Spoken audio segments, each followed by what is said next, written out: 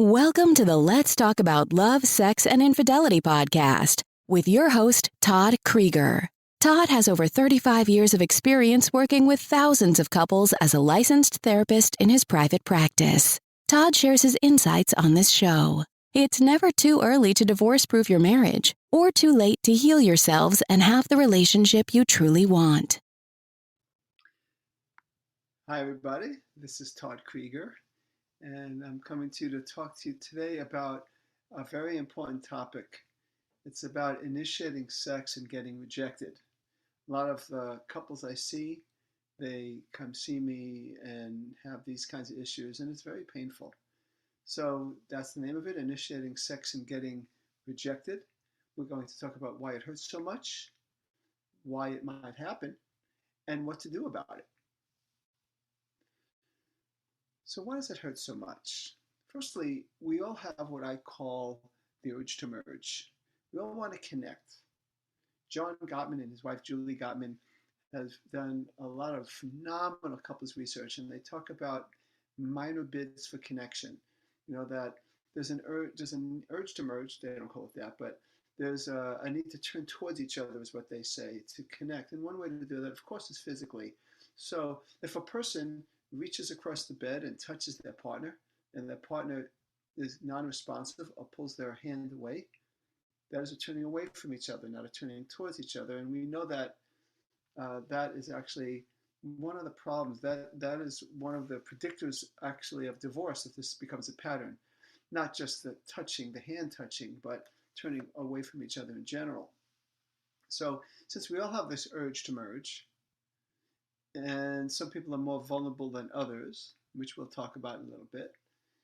These more vulnerable people are the ones, these are the ones that are typically the ones that pursue, the ones that initiate. Maybe not just sex, but maybe other things too. Maybe emotional connection, communication, maybe dates. But sometimes it's purely the problem is in the sexual arena, the physical arena. And so this person is the one that reaches out in the middle of the night or even the middle of the day, makes some gesture that basically is saying, let's get physically intimate. And when they don't get a response, that person can feel alone and disconnected. So that's one major reason why it hurts, because we have this urge to merge. We have an urge to be connected, and when it gets turned down, we feel alone, we feel disconnected, and it goes against that instinct. Very painful. The second reason it's so painful is, and it's kind of self-evident here, but oftentimes it leads to feeling unworthy. You know, it depends on our own self-esteem and security. Of course, if we were 100% secure, maybe it wouldn't bother us so much, but we all have insecurities. None of us were loved perfectly, and just in life itself, we oftentimes have self-doubt. So when we get that kind of rejection, we can feel this unworthy. Also self-loathing even. Sometimes even shame, like I must be bad. What's wrong with me? You hit that feeling of shame.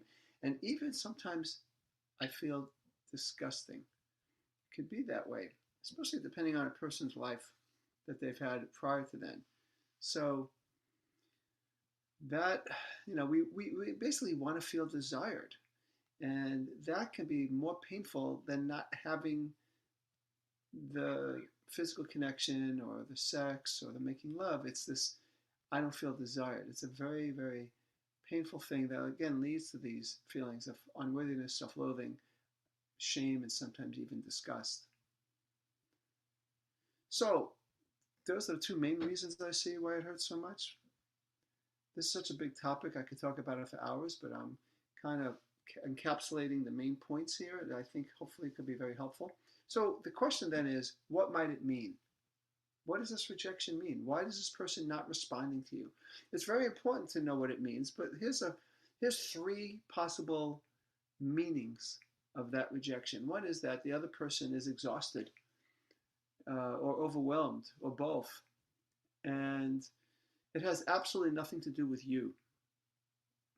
It just has to do with their level of exhaustion. We're going to come back to this when we talk about what to do about it.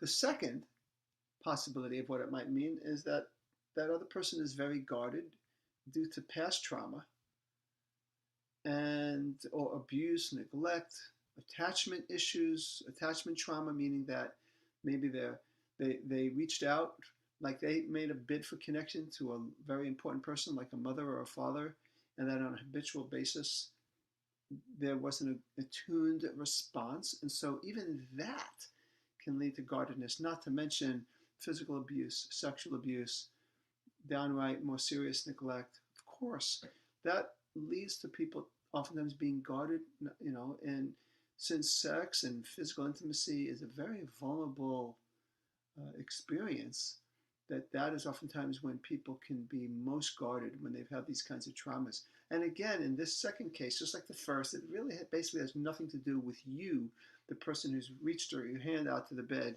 and got nothing back. The third possibility of what it might mean is that you're not giving your partner what he or she needs, or you may even be abusive, so that the person is protecting himself or herself from you. So that has a lot to do with you, unlike the first two. That has a lot to do with you. And so we need to be able to distinguish what it means. So we're going to talk about what not to do and what to do. And that's where maybe this is something that if you find yourself basically in the what not to do category, which a lot of people are, then you might want to shift to the what to do category, which I'll do last. So what not to do? Avoid sex. That's what people oftentimes do.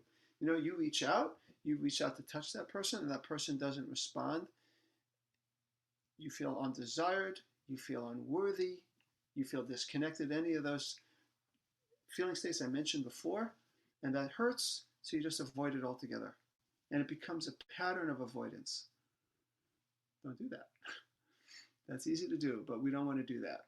It really doesn't lead to improving your life in any way. Another second thing, what not to do, is to act out in some ways. People can act out in many ways, right? One of the ways is infidelity. You could cheat. You could do porn, which might be not only an acting out, but it also could be an avoidance. Porn in a compulsive way, in a secretive way. But you can also escalate arguments and yell and scream and blame and point fingers. Don't do that. Okay. The third thing of what not to do is to just adapt and to hold it in. So it may not be exactly avoiding it, but you just adapt. You accept the lack of physical intimacy, and maybe you still try once in a while, but you're not really dealing with your pain. You're not really confronting your partner. You're surely not asking for what you want. You are, in a minor way, in that minor bid, but you're not taking it to the next level. Sometimes people need you to take it to the next level, of going from a minor bid to more of a medium bid, or at least a clear communication, which then is totally related to my next section is what to do. What do you do? What do you do? Well, of course, what you do has a lot to do with what it might mean. So obviously, the first thing you got to do is get interested rather than defensive or avoidant or acting out. Get interested. Number one, what's going on? That's communication. When your partner's rejecting you, and I understand how painful that is a communication. What is it communicating? You may not know. You may not know. It might be communicating that your partner is exhausted. It might communicate that your partner is just scared due to prior issues. He or she might be communicating to you that they're scared or hurt with you, or angry with you, or disappointed with you. We don't know what that means until you ask. So we want to, number one, get interested rather than defensive. Number two, of course, once you get interested, find out if your partner is acting that way just because of the first one, which is exhaustion, Or the second one, the prior traumas. I know I'm repeating myself, but I want to get it through you. Or three, that you do have something to do with it. If it's that now, what to do if it's the third? Well, let's talk about each possibility. If it's the first one, I guess it's number three, then be understanding. First of all, you always want to be understanding. You don't want to be judgmental. You don't want to say, well, you're exhausted. Well, then stop saying yes to everybody and take care of yourself better. It's not the best way to handle it, right? You want to be understanding. Like maybe that person just is doing what they know, or maybe things are tough because they have a couple of kids. You both have a couple of kids, or whatever the reason is, and you then work together to get creative in arranging a lifestyle that might take some of the burden off your partner, so that it's easier for that partner to do self-care, to get some rest, to have some energy, so that person has the capacity to respond to your physical touch, and possibly even initiate his or her own physical touch towards you. That would be great. If it's the second one, in other words, prior traumas, you want to also be understanding and supportive and listen. So, I work with couples that have had prior traumas and that's affected their sex life, and the husband takes a non-judgmental, accepting, interested view, and maybe for the first time in the part, in this, I'm just thinking of a couple I'm seeing now. So in this case, the wife is sharing some of her sexual traumas with her husband, and he's being there for her. And even though she's working out some of those sexual traumas with me, having a husband who's listening and there is taking off some of her own shame, and she's feeling safer and safer with him. What do you think that's going to do to their sex life?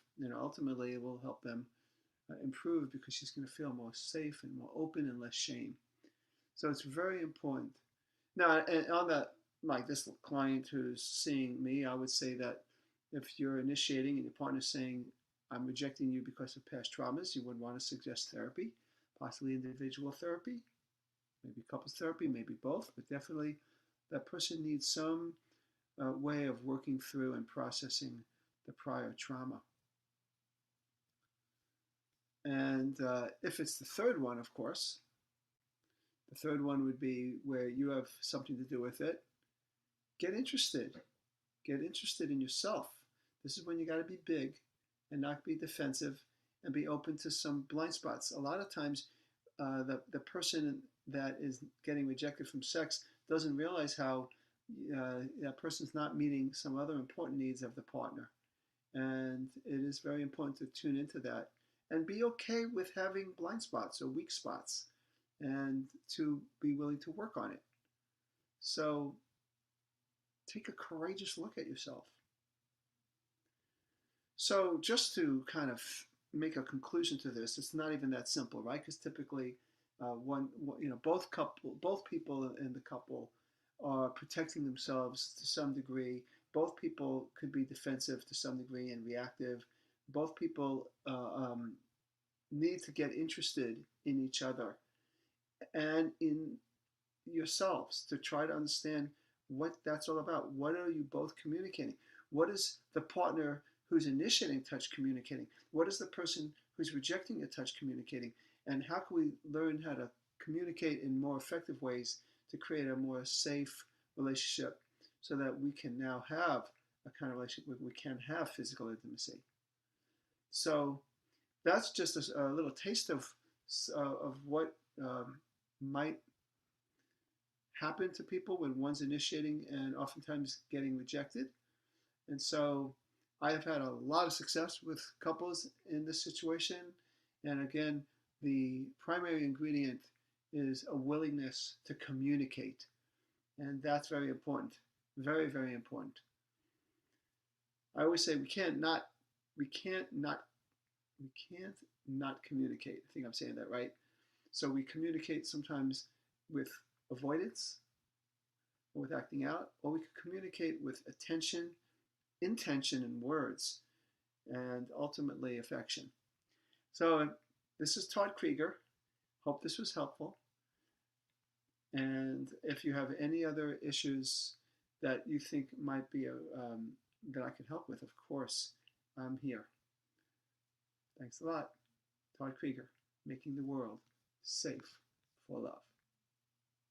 That's it for today's episode of Let's Talk About Love, Sex, and Infidelity podcast with your host, Todd Creager. For free resources and materials, head over to toddcreager.com. Loved this episode? Head over to iTunes and subscribe, rate, and leave a review. We'd really appreciate it. Thank you.